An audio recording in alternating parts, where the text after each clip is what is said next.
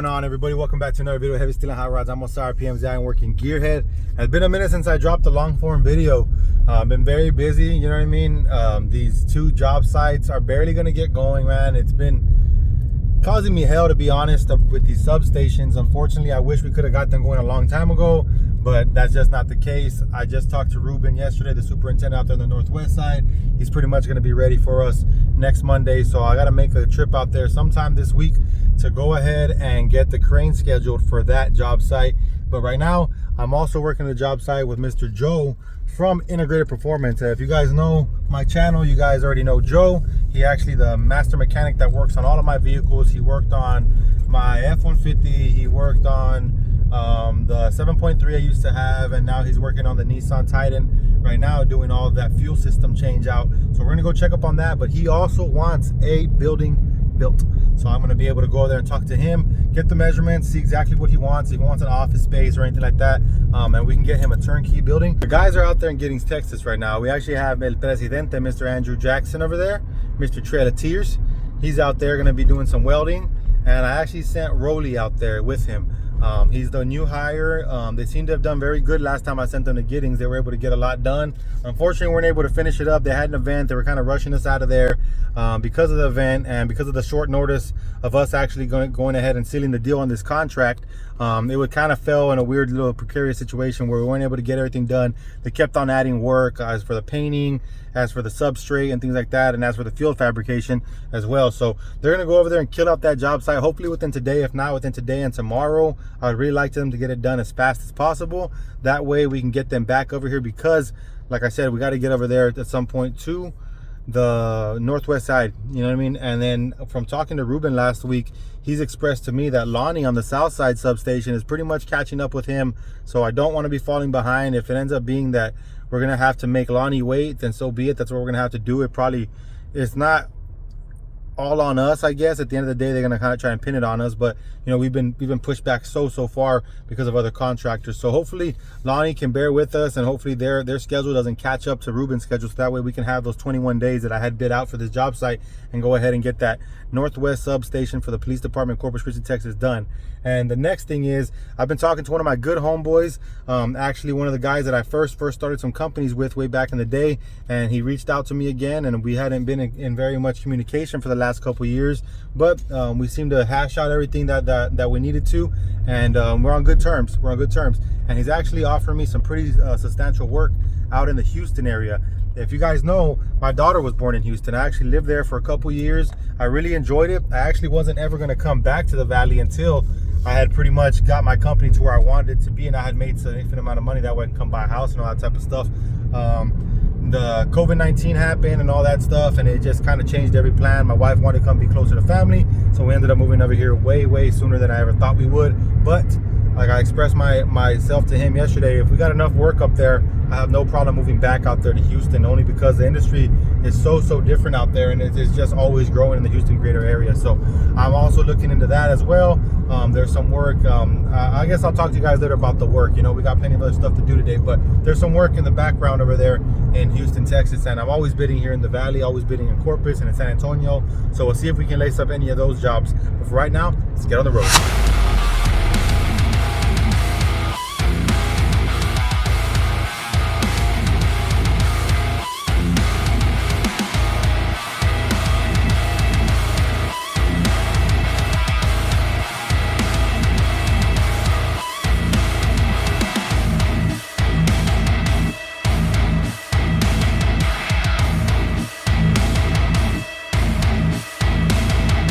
All right, we're about to pull up to Integrated Performance and go talk to Joe. Go check out this Nissan Titan of mine, 2018 with a 5.0 Cummins. See when we're gonna get it back, man. I really need this truck back already. I got a lot of things to do. I gotta start traveling again, and I need that truck to do so. And then we're also gonna talk about this building he wants to get built.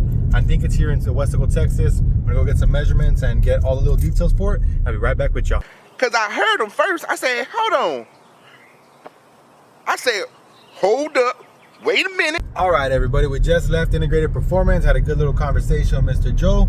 The UPS should be bringing that last piece for my truck by today. It's already en route. It should be here soon, out for delivery. He's hoping I can have my truck today. I'm not really gonna count on it. Maybe by tomorrow. afternoon or so, I can be a little bit more hopeful for that. Got a lot of stuff to do. Regardless, talked to him about this building. He wanted a 60 by 80, but I did talk to him about maybe doing a 60 by 100. I talked him into doing an 80 by 100 because inevitably, basically when we do this 60 by 100, we still have to order 80 foot plus worth of steel. You know, these rectangle tubings that we're going to be using for the rafters to fabricate, they end up coming in around the same price when you have to get a 40 foot stick. We're just going to have more drop. So he's going to end up paying the same thing, just having a smaller square footage. So when I talk to him right now, I did let him know that we could probably do it at an 80, maybe a little bit more expensive, given you're going to have to buy a little bit more sheet metal, a couple more purlins and things of that nature. But you're going to get a little bit more square footage and you're not going to have so much drop at the end of the job site. So he seemed pretty intrigued by that. He says he's willing to do that. So for me to just go ahead and get him a number, I had quoted him, I think like $108,000, maybe like a year and a half ago, a year ago. I don't really know what it was, but it was a while back ago. It was over 100 grand that I had quoted him for this job site. So now I got to go back to the drawing board because he's added some windows. He added some more doors and things of that nature. He's asking to see if we can get some standing seam white panels out there.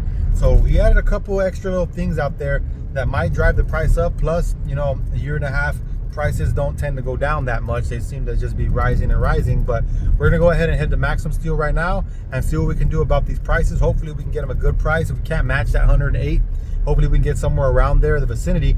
That way he can get this thing going. He's actually building a house right now for himself. So the concrete guys are already on the job site. Basically, they're out there doing his driveways. So he said basically give him a number. If we can agree upon a number, then he'll go ahead and get those guys to go ahead and jump to the back of the property, go ahead and get the pad laid out and do the beam. We're gonna get the end beds thrown in there and then start erecting this building. So let's go ahead and head out to Maxim Steel. Let's do it. All right, well, I was just getting home. Spent most of the day getting this quote all broken up into material lists and things like that, labor and all that good stuff. And I went and had a good conversation out at Maxim Steel with Omar Alanis, which is Max's brother-in-law and his business partner. So I went over there, looked at their building because they have an 80 by 175 out back. And I really liked the way that they actually fabricated it and the way they engineered it. I would have done it a little bit different, but I was probably going to over-engineer it and cost my client more money, to just be straight up and honest, you know. So I went and talked to him.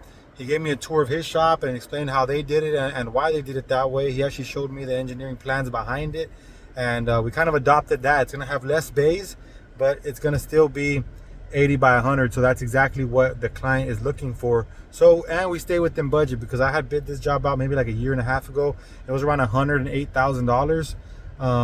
And right now we got it to be where it's like right underneath. It's a little bit above 101. So we're a little bit above $101,000. So we're going to be able to save the client a little bit of money, and we're still going to be able to give him a good quality product. So I'm happy about that. I broke down the labor.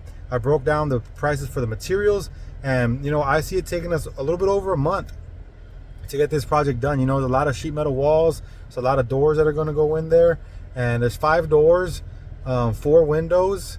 5 windows, 5 doors, and also 8 skylights on the roof, a bunch of trimming, gutters, and all that type of stuff, you know. So it's going to be very detail oriented. Obviously it's a pre-engineered metal building, but it's not too bad, you know. I don't think 101,000 is too far off of the scope of what we're looking to be doing.